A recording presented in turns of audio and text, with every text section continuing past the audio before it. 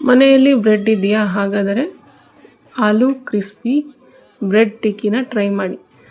ಮೊದಲಿಗೆ ನಾನು 3 boiled potato ತೊಗೊಂಡಿದ್ದೀನಿ. ಅದಕ್ಕೆ ಖಾರದ ಪುಡಿ, ಧನಿಯಾ ಪುಡಿ ಮತ್ತು ಪಾವ್ ಭಾಜಿ ಮಸಾಲ ಮತ್ತು ಗರಂ ಮಸಾಲ ಪುಡಿ ಇವಿಷ್ಟನ್ನು ಹಾಕ್ಕೊಂಡು ಮತ್ತು 3 ಸ್ಲೈಸ್ ಬ್ರೆಡ್ಡನ್ನು ಹಾಕ್ಕೊಂಡು ಚೆನ್ನಾಗಿ ಮ್ಯಾಶ್ ಮಾಡ್ಕೊತಾ ಇದ್ದೀನಿ. ಬ್ರೆಡ್ ಹಾಕಿರೋದ್ರಿಂದ ನಮಗೆ ಇಲ್ಲಿ ಮೈದಾ ಹಿಟ್ಟು ಮತ್ತು ಕಾರ್ನ್ಫ್ಲೋರ್ ಹಾಕುವ ಅವಶ್ಯಕತೆ ಇರೋದಿಲ್ಲ. ನಾನು ಸಣ್ಣದಾಗಿ ಹೆಚ್ಚಿರುವಂಥ ಈರುಳ್ಳಿ, ಅದ್ರ ಜೊತೆ ಕೊತ್ತಂಬರಿ ಸೊಪ್ಪು ಕೂಡ ಹಾಕ್ತಾಯಿದ್ದೀನಿ. ನೀವು ಬೇಕಿದ್ರೆ ಕಾರ್ನು, ಬೇರೆ ವೆಜಿಟೇಬಲ್ಸ್, ಬಾಯ್ಲ್ಡ್ ವೆಜಿಟೇಬಲ್ಸ್ ಎಲ್ಲ ಹಾಕ್ಬೋದು. ಚೆನ್ನಾಗಿ ಮಿಕ್ಸ್ ಮಾಡ್ಕೊಳ್ಳಿ. ರುಚಿಗೆ ತಕ್ಕಷ್ಟು ಉಪ್ಪು ಕೂಡ ಹಾಕ್ತಾಯಿದ್ದೀನಿ. ಇವೆಲ್ಲವನ್ನು ಹಾಕಿ ಈ ರೀತಿ ಮಿಕ್ಸ್ ಮಾಡಿಕೊಂಡ್ರೆ ನೋಡಿ ಬೈಂಡಿಂಗ್ ಎಷ್ಟು ಚೆನ್ನಾಗಿ ಬಂತು.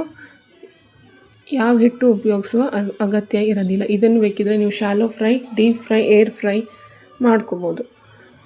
ನಾನಿಲ್ಲಿ ಹೆಲ್ದಿಯಾಗಿರಲಿ ಅಂತ ತವಾ ಮೇಲೆ ಮಾಡ್ತಾಯಿದ್ದೀನಿ. ನಿಮಗೆ ಯಾವ ಶೇಪ್ ಬೇಕೋ ಆ ಶೇಪ್ ಮಾಡ್ಬೋದು. ಕುಕ್ಕಿ ಕಟ್ಟರ್ ಸಹಾಯದಿಂದ ಕೂಡ ನೀವು ಹಾರ್ಟು, ಸ್ಕ್ವೇರು, ಟ್ರಯಾಂಗಲ್ ಯಾವ ಶೇಪ್ ಬೇಕಾದರೂ ಮಾಡ್ಕೋಬೋದು. ನಾನಿಲ್ಲಿ ಸಿಂಪಲ್ ಆಗಿರಲಿ ಅಂತ ರೌಂಡ್ ಮಾಡ್ತಾಯಿದ್ದೀನಿ.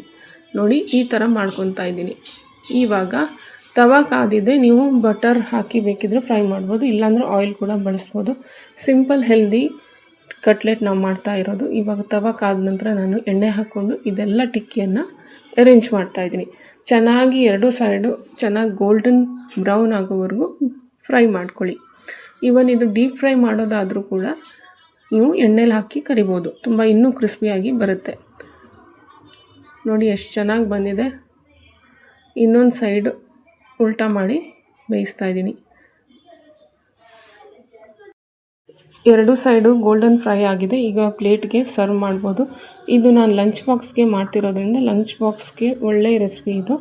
ಮಕ್ಕಳ ಲಂಚ್ ಬಾಕ್ಸ್ಗೆ, ಆಫೀಸ್ ಲಂಚ್ ಬಾಕ್ಸ್ಗೆ ಮತ್ತು ಈವ್ನಿಂಗ್ ಸ್ನ್ಯಾಕ್ಗೂ ತುಂಬ ಚೆನ್ನಾಗಿರುತ್ತೆ. ಖಂಡಿತ ಮಾಡಿ ನೋಡಿ. ತುಂಬ ಕ್ವಿಕ್ ಆ್ಯಂಡ್ ಈಸಿ ರೆಸಿಪಿ ಇದು. ಸೂಪರ್ಬ್ ಆ್ಯಂಡ್ ಡೆಲಿಷಿಯಸ್ ಬ್ರೆಡ್ ಆಲೂ ಟಿಕ್ಕಿ ರೆಡಿಯಾಗಿದೆ. ಇದು ಚಟ್ನಿ, ಕೆಚಪ್ ಅಥವಾ ಮೈನಸ್ ಜೊತೆ ಸರ್ವ್ ಮಾಡಿ. ಈ ರೆಸಿಪಿ ಇಷ್ಟ ಆದಲ್ಲಿ ಲೈಕ್ ಮಾಡಿ. ಇದೇ ಥರ ರೆಸಿಪಿಗಳಿಗೆ ಫಾಲೋ ಮಾಡಿ.